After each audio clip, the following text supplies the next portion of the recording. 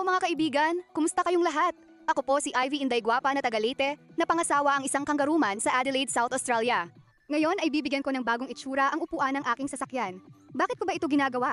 Kasi aminin na natin, parang matanda na ang itsura ng aking upuan. Parang ako, lumalaban pa rin kahit luma na. Sige na, wag na kayong tumawa. Kaya nga naglagay ako ng bagong cover.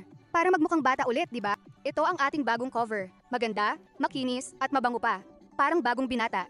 Una, at hindi sa huli, hahaha, na-vacuum ko na pala kanina para namang mabawasan ang mga chismis. Oy, hindi ganon. Hahaha, alisin ang alikabok at dumi. Huwag nating kalimutan, parang paglilinis ng ating sarili bago magsuot ng bagong damit. Ayaw naman nating magsuot ng bagong damit na marumi ang katawan, di ba? Ganito rin ang upuan. Malinis muna bago isuot, o di ba? Simulan natin sa itaas. Dahan-dahang ibaba ang cover. Parang pagsuot ng damit. Huwag biglain, baka mapunit pa. Kagaya sa pagpunit ng relasyon nyo. Ayusin natin ng mabuti. Kung may mga kulubot, huwag mag-alala. Kahit tayo may mga kulubot din naman kapag pagod tayo. Ikabit ang mga tali at kawit sa ilalim. Itali ng mahigpit. Kailangan matibay. Parang pangako sa pag-ibig, hindi dapat lumuwag agad. Kapag nakakabit na, ayusin muli hanggang sakto ang pagkakalapat. Ang hirap ilapat, parang pag-ibig.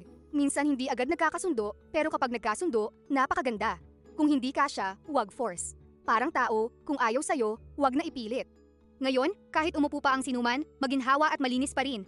At kung madumi man sa hinaharap, tanggalin at labhan, madali lang. Parang pag-ibig, kung nagkaroon ng dumi, linisin at ayusin ulit. Kaya huwag kayong matakot subukan, kayang-kaya ninyo ito. Wala nang kailangang gumastos ng malaki, bagong itsura na agad.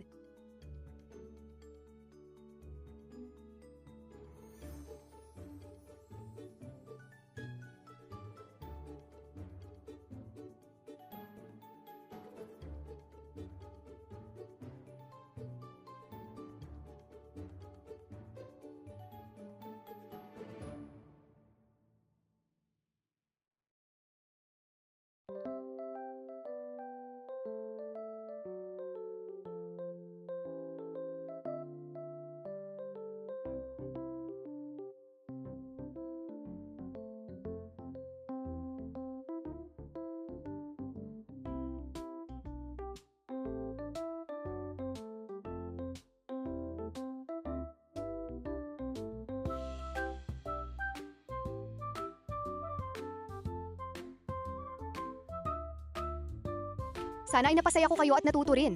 Huwag kalimutang mag-iwan ng komento kung nagustuhan ninyo. Maraming salamat sa panonood. Hanggang sa muli, ingat kayo palagi. That's all for today's video. Bye!